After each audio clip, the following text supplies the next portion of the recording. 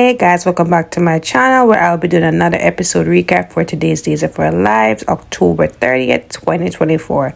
So we see Holly, she just sent off a text message to Tate, wanting to talk about everything, and Maggie comes in, asks her how the trip went in Paris. So she tells her that, everything went well. It gave her a new perspective on things, and she forgave her mom and Eric for what, they did to her years ago about the real truth behind, her father's death.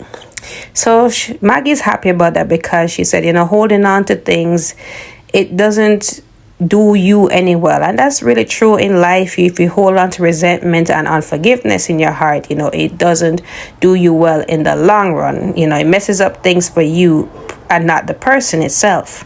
So anyways, she said that hopefully Tate can forgive her. So she's, asking her more about that. So she said because of how she treated him, and accused his father of doing what he did to, her aunt. So she really gave him a hard time and she feels bad about it, going into his dad's room and all of that. So she wants to make things right. So she thinks, he hasn't responded. He's maybe ghosting her. So Maggie says that you won't know until you actually go in person. So she thought about it, and she planning to go over there. So while she's on a mission to, get her boyfriend back, Sophia is on a mission to actually take him for herself. So they're at his place and, they're going to chill out and everything. So she tells her mom a made-up story about how she's with one of her girlfriends. So he comes back in the room and he's saying to her, like, did you tell your mom you're with me? So come on, T, really? Why would anybody tell their parents that they're with the opposite sex? That makes sense to you? I don't know what they see in Tate, but he's just not a good catch to me. But anyway, she tells him that she made up the story. And she and him just started to sit down and the TV wasn't working. So they proceeded to go in his room for better reception. So at this point, we know where this is going if they're going to the bedroom, right? So it got a little bit more intimate. So before that, I should mention that he did tell her that he felt bad about what went down in this house, when she was over there for prom night and, she wanted to be with him and he just was focused on Holly and he just felt bad about how that made her feel. So she said she's over it and she just wants to move forward, right? So she said, I know a different way you can make up for it. So I guess that's how they went to the bedroom after the TV wasn't working. And they started kissing and it went, more and more. And, she's asking if he has protection and all that. So we already know what's going to be up. At this time, Holly's knocking at the door. And as you can see in the clip before, no answer. So she had to go because, Sophia said not to even go and look what it is. They proceeded to do what they do. So let's see if they really actually see it together. But boy, these teenagers move fast. So we see Brady, he's out in the square, and Ava comes over and Ava congratulates him on being exonerated and she heard about everything. So she was working all night at the bistro, so, she's tired, she want to go home. But at some point, Brady invites her to just, sit down and talk to him. So I'm really liking the pairing between these two. They seem to have good chemistry. I would like to see where Brady and Ava would, take off being together as a couple. I would be here for it. So anyways, she asks about Kristen and how is it going with her, their relationship. So I said it's always been complicated, but we're good now. We're co-parenting and she's allowing me to see Rachel more. Custody arrangement is better, so she's happy for that. And she still can't believe that Fiona was the one who planted the evidence on Brady, especially that they had some kind of relation before.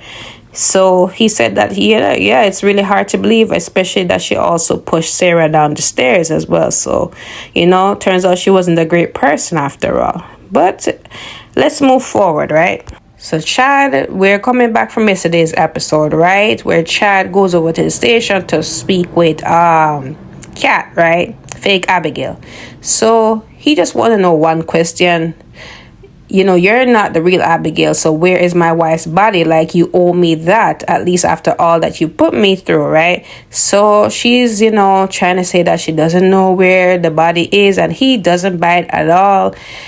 He's saying, like, at least let me put my wife to rest after all of this ordeal. And, she's saying, like, she doesn't know anything about it.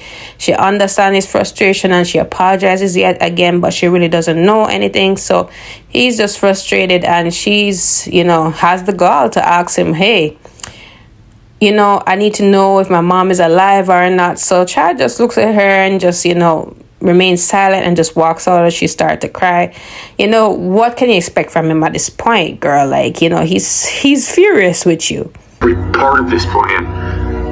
Just tell me where my wife is. I don't know. Yes, you do! No, I do not! You have spent the last few months desecrating my wife's memory. The least you could do is help me lay her to rest. So lastly, we go to Roman and Kayla, right? Kayla comes in first, and she tells Roman that she could use a coffee. He was asking if she needed anything stronger given everything that's happened. She said, no, I need to stay up, I have things to do at the hospital. But he understands because he knows that she's been frantic about what happened in Paris and Steve and all that. So he sits down with her to have a chat, and she still can't believe that, Abigail is not the real Abigail, and she understands why Jennifer freaked out at seeing her, because she know that, hey, that's not her daughter. So at some point, Steve comes in, and Steve fills them both in that, listen, there's more to it than just what happened at Paris. He found out that the lady that was posing as fake Abigail, that she's related to Katerina, the lady that they supposed was dead in Greece, and John killed her. So it turns out John didn't kill the lady after all. So they're surprised to hear this, but happy that John didn't do it. So he got a phone call, and it was disturbing. So once the phone call ended, he tells them that, look, Clyde went to his appeal today, and Roman is asking, hey, has he